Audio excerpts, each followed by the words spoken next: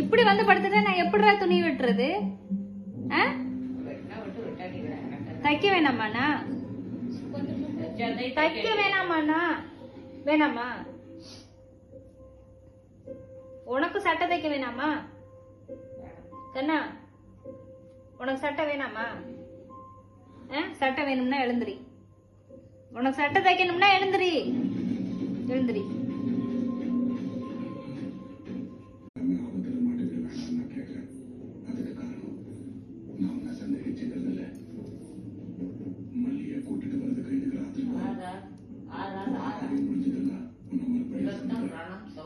நான் துணி வெட்ட வேணாமா?